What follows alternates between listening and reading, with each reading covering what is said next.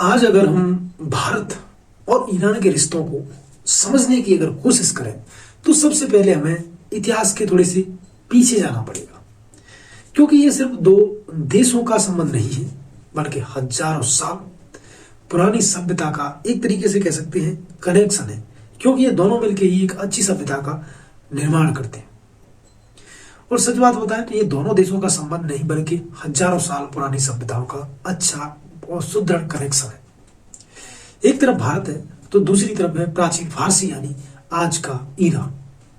कभी ऐसा समय था जब फारसी भाषा भारत के प्रशासनिक और साहित्य का एक अहम हिस्सा हुआ करती थी और दोनों देशों के बीच कल्चरल एक तरीके से आदान प्रदान कह सकते हैं बहुत ज्यादा गहरा था।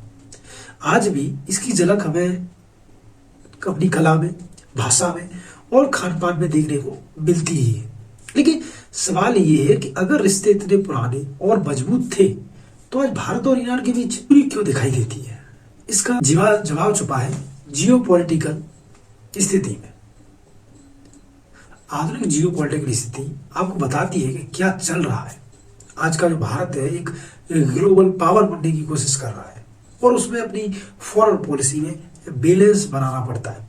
एक तरफ अमेरिका है और पश्चिमी देश है और दूसरी तरफ ईरान है, जो इस प्रकार के देश हैं जिनसे इंटरनेशनल सैंक्शंस लगे हुए हैं। उदाहरण के लिए 2018 के बाद अमेरिका के सैंक्शन के कारण भारत को ईरान से तेल खरीदना लगभग बंद करना पड़ा, जबकि भारत ईरान का सबसे बड़ा तेल खरीदार था। इसका सीधा असर था वो दोनों देशों के व्यापार पर पड़ा, जो पहले करीब $15 बिलियन के आसपास था और अब घटकर बहुत ही कम रह गया है। लेकिन क्या इसका मतलब यह है कि भारत और ईरान के रिश्ते खत्म हो गए? बिल्कुल भी नहीं। सोचने को आप तो कुछ भी सोच सकते हो, जैसा कि आपने देखा होगा न्यूज चैनलों में। असल में भारत ने एक बहुत बड़ी ही स्मार्ट स्ट्रेटजी अपनाई है, वो है चाबहार पोर्ट। ये बंदरगाह ईरान में स्थित है और भारत के लिए ये सिर्फ एक व्यापारिक प्रोजेक्ट नहीं है बल्कि एक तरीके से कह सकते हैं कि जियो पॉलिटिकल मास्टर स्ट्रोक है। इसके जरिए भारत अफगान और पूरे सेंट्रल एशिया तक पहुंच सकता है बिना पाकिस्तान पर निर्भर हुए। अब यहां इंटरेस्टिंग सवाल आता है, अगर ईरान इतना इंपॉर्टेंट है तो भारत खुलकर इसके साथ क्यों नहीं होता? क्या ऐसे कारण है, किन चीजों से जो भारत है वो पीछे बैकलेस कर जाता है? क्यों उसका खुलकर समर्थन नहीं कर पाता? क्या ऐसे रीजन है? तो भारत खुलकर उसके साथ खड़ा क्यों नहीं होता है? इसका जवाब थोड़ा कॉम्प्लिकेटेड है।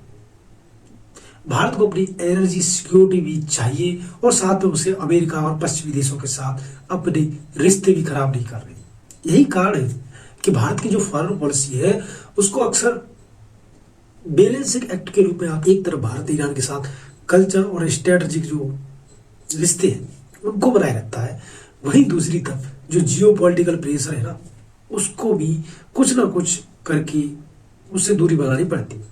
इसके अलावा भारत और ईरान के बीच में ट्रेड है वो आज भी पूरी तरीके से तो खत्म नहीं हुआ है।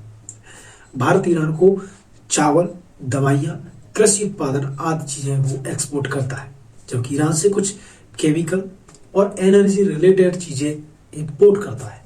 लेकिन ट्रेड वॉल्यूम अभी बहुत ज्यादा कम है, क्योंकि ये पहले बहुत था। जब सैंक्शन से पहले 2018 से पहले ही बहुत था, लेकिन अब हाँ ये हम मानते हैं अमेरिका के दबाव में हमने इस चीजों को कम किया है। उसमें भी अमेरिका की रणनीति है, हमको थोड़ा पश्चिमी देशों को भी ध्यान रखना पड़ता है। और एक्चुअल में ये नहीं है कि हमारे कोई कमजोर रिश्ते हैं ईरान से, ऐसा बिल्कुल नहीं है। अब अगर हम बॉर्डर पर्सपेक्टिव से देखें तो भारत और ईरान दोनों देश कुछ कॉमन इंटरेस्ट भी है, जैसे रीजनल स्टेबिलिटी, अफगानिस्तान में शांति और सेंट्रल एशिया में कनेक्टिविटी बढ़ाना। लेकिन यहाँ चैलेंज भी है, क्योंकि ईरान के रिलेशन चीन और रूस के साथ मजबूत है, जबकि भारत अमेरिका के साथ अपने टाइज मजबूत कर रहे हैं। तो क्या भविष्य में भारत और ईरान के रिश्ते और मजबूत होंगे या फिर ये और कमजोर होंगे? इसका जवाब सीधा तौर पर नहीं दे सकते। अगर ग्लोबली पॉलिटिक्स में बदलाव आता है तो सैंक्शन कम होते हैं और भारत अपनी स्ट्रेटेजिक जो ऑटोनॉमी है उसको और ज़्यादा एसर्ट करता है, तो ये रिश्ते फिर से मजबूत होंगे और बहुत ज़्यादा अच्छी स्तर पर ज़रूर पहुंचेंगे। लेकिन अगर हम जियो पॉलिटिकली टेंशन बढ़ते देखते हैं तो भारत को यहाँ पे मजबूरन रूप से बैलेंस बनाए रखने के लिए कुछ ना कुछ ऐसा करना पड़ेगा। अंत में सबसे बड़ा सवाल यही है, क्या भारत अपनी जो फॉरेन पॉलिसी है उसमें पूरी तरीके से इंडिपेंडेंट रह सकता है, या उसे हमेशा से ही बड़े ग्लोबल पावर के बीच में संतुलन बना के चलना पड़ेगा? ये सवाल भारत और ईरान के संबंधों को समझने की एक चाबी है। तो मिलते हैं एक अगले वीडियो में, तब तक के लिए जय हिंद, जय भारत।